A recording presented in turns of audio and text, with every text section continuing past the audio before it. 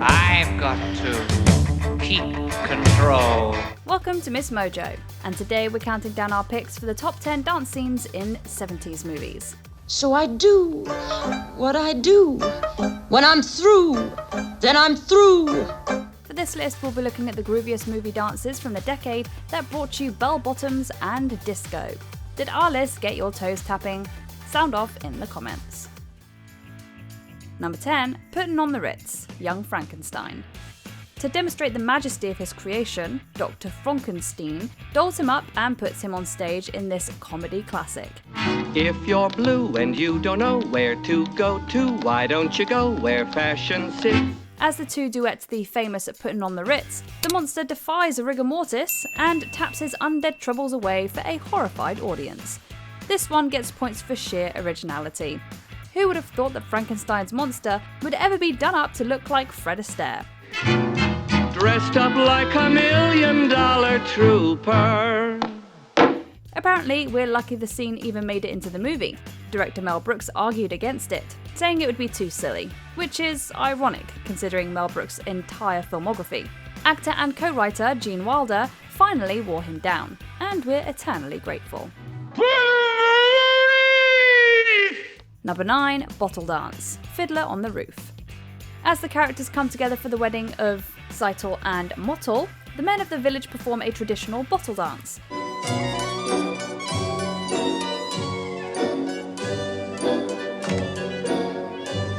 The celebratory dance features 4 men balancing bottles on their heads as they cross the room, sweeping their legs with incredible grace and precision. The dance is so authentic that many viewers believed it was a traditional Jewish folk dance, but that actually isn't the case.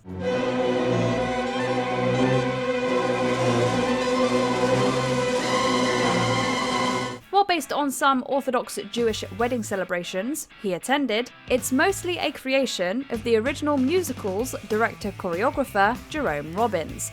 As captured on film, the sequence is just as electrifying as it is on stage.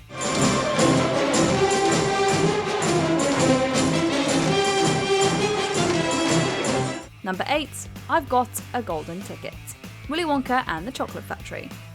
In one of the movie's most uplifting and unforgettable moments, Charlie Bucket finally finds his golden ticket, and his previously bedridden Grandpa Joe makes a miraculous recovery. Look at me! Up and about.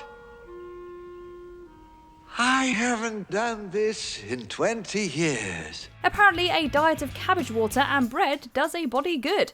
But suddenly I begin to see.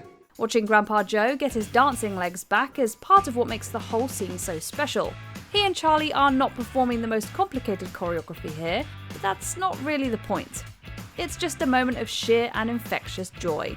You can practically hear audiences of children cheer right along with them. It's a golden day!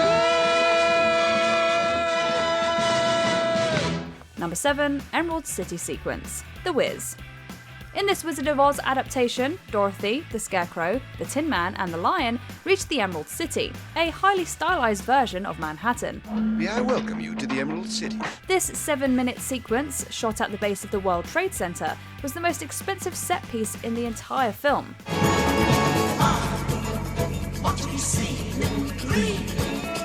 Shot over 4 successive nights, it's a dazzling spectacle featuring dozens of dancers, awash with colourful lights as they strut and twirl across the screen. The lines of dancing bodies are almost reminiscent of the 1930s Busby Berkeley musicals, but it's so electric and oh so 70s.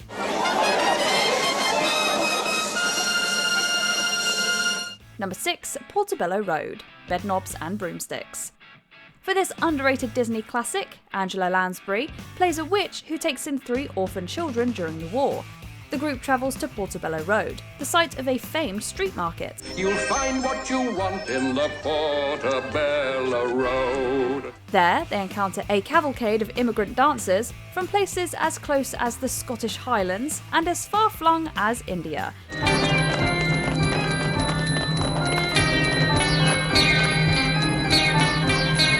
The spirited dance sequence is jam-packed with routines, music, and fashions inspired by the different countries that make up the wartime British Empire. It's a lovely and joyous celebration of difference, and how Britain's success in the Second World War depended on the strength of its diverse population.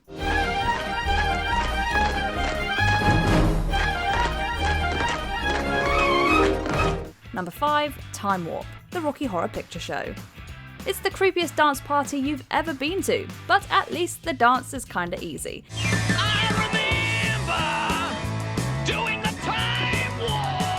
When Brad and Janet are stranded down the road from the gothic castle of one Dr. Frankenfurter, they really just need to use a phone. What they get is the funnest and most unsettling novelty dance in all of cinema. It's just a jump to the left.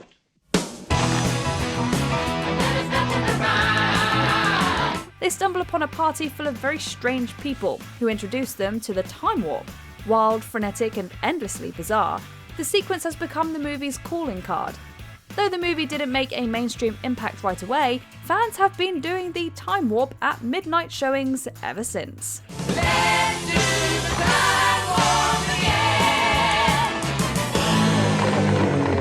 Number 4. Take Off With Us, All That Jazz. Bob Fosse wasn't exactly known for directing feel-good movie musicals.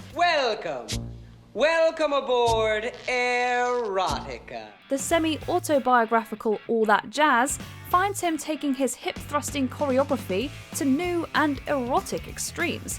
During a private rehearsal for his new show's investors, Fosse's stand-in character, Joe Gideon, shocks everyone with a dance number that starts out innocently enough. That is, until the clothes come off.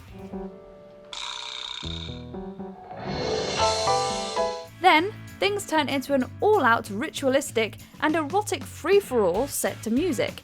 Fosse's X-rated in-flight video-themed choreography is as technically demanding and tongue-in-cheek as his best work. It's also downright pornographic, and the offended producers can't help but sit with their jaws on the floor. Number 3, You're the One That I Want, We Go Together. Grease. The last 5 minutes of Grease forgoes most of the dialogue and instead treats us to the entire cast singing, dancing, and gyrating their way across a school carnival. I got chills, they're multiplying. From shaking things up on the Shake Shack to the nonsense lyrics of We Go Together, it's an energetic and joyous ending to the movie and the characters' high school experience. You better shape up, 'cause I need a man. It's not just a curtain call for the speaking characters, but a showcase for the incredible dancers that make up the movie's ensemble. You're the one that I want. Especially Green Shirt Guy. Has anyone had a better time than Green Shirt Guy? Number 2, Mine Hair, Cabaret. As the Kit Kat Club's resident singer Sally Bowles, Liza Minnelli is the essence of vamp beauty. Mine Hair takes the movie's classic 30s aesthetics and makes them risque and modern. You have to understand the way I am, Mine Hair. As directed and choreographed by Bob Fosse, the number sees Liza and the scantily clad Kit Kat girls straddling chairs and pounding the floor. The dark and slinky sensuality, the whimsy of the burlesque song and dance, and the smoky atmosphere of the cabaret create a dance number that's equal parts sexy, silly, and unsettling. And though I used to care, I need the open air. In a movie musical full of memorable numbers, Mine Hair is the one that made all the posters.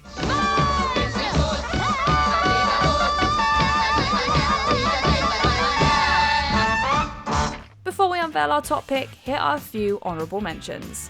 Last Dance, Thank God It's Friday. Donna Summer's climactic nightclub performance is peak disco fever.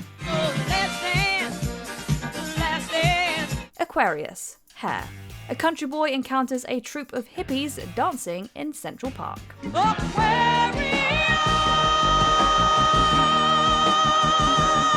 Simon Zealots, Jesus Christ Superstar. Led by Simon the Zealot, Jesus' followers perform a frenzied dance of devotion.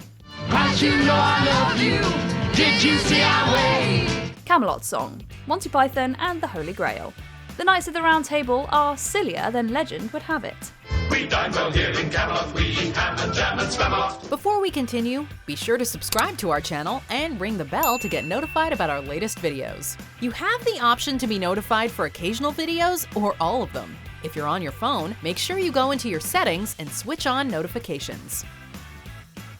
Number 1. You Should Be Dancing. Saturday Night Fever. This solo dance by John Travolta has come to represent the disco era like no other.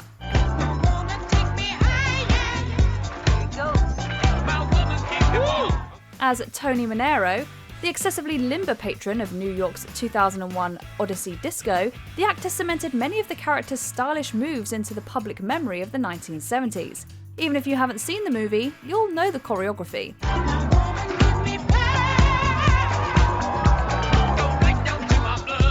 Travolta insisted on doing his own dancing for the movie, and trained for 3 hours every day in preparation for the movie's many dance sequences. Given the movie's immense popularity and his Oscar nomination, it's safe to say his hard work paid off.